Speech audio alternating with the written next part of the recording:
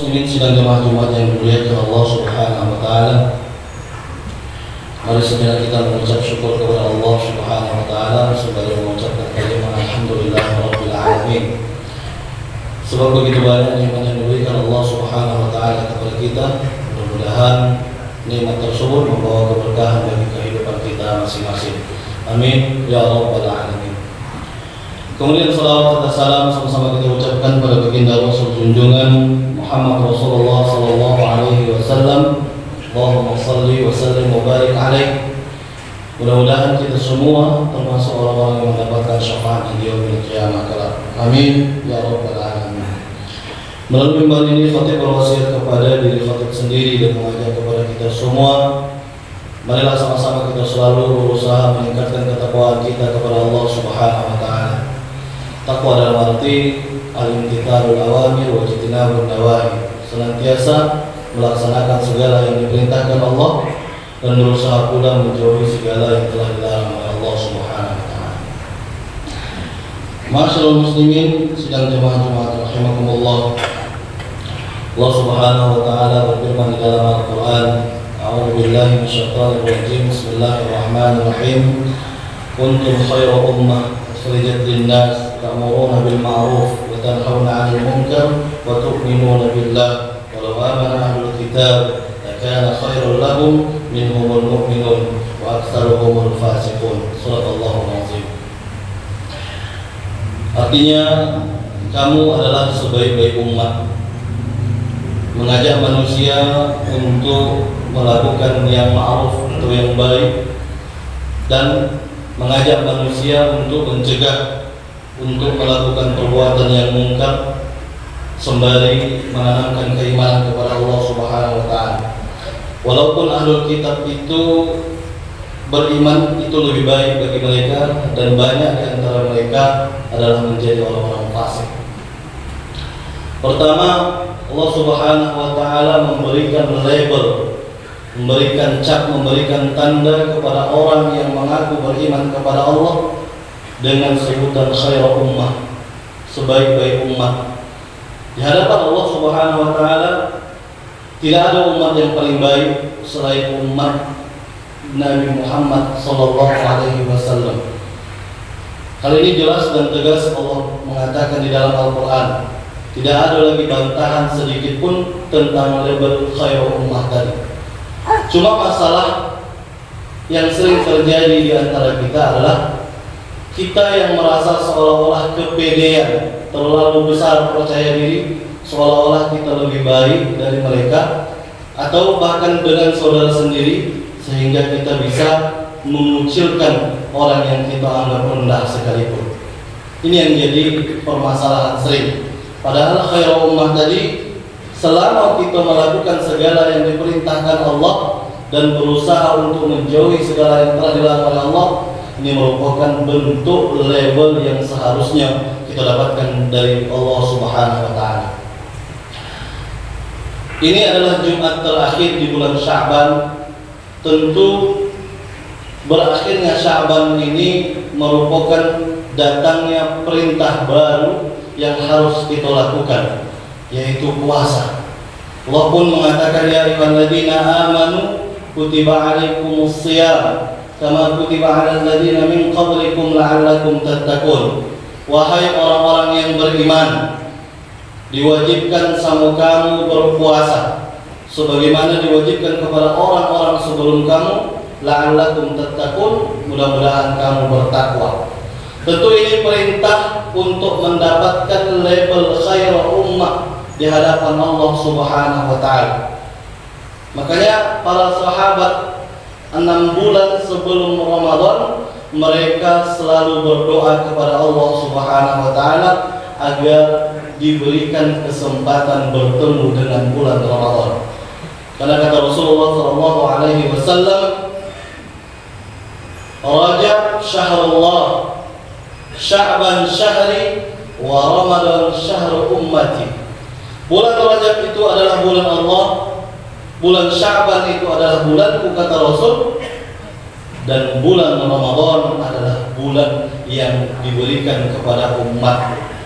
Kalau ada umat Nabi Muhammad tidak suka suka datangnya Ramadan, berarti dia bukan bagian dari umat Nabi Muhammad sallallahu alaihi wasallam.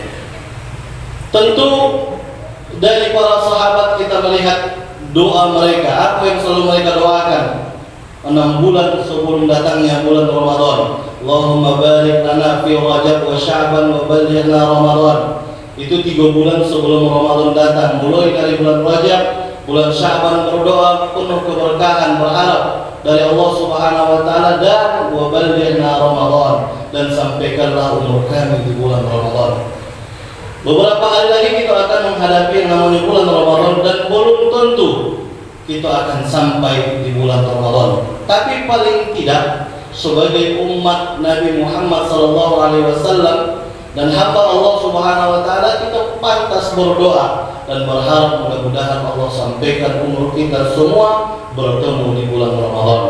Nah, ketika Allah berikan kesempatan untuk bulan Ramadan, harusnya Ramadan ini lebih baik dari Ramadan yang sebelumnya. Masyaallah muslimin sidang jemaah rahimakumullah.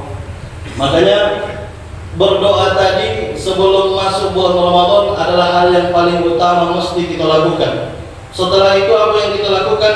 Menyelesaikan hutang puasa kita yang belum selesai, atau mungkin ada yang kita tinggalkan puasa-puasa sebelumnya, itu wajib kita selesaikan sampai akhir dari bulan Ramadan nanti yang akan datang.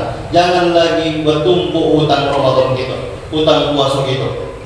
Kemudian selanjutnya apa yang kita siapkan? Menyiapkan ilmu yang berhubungan dengan Ramadan.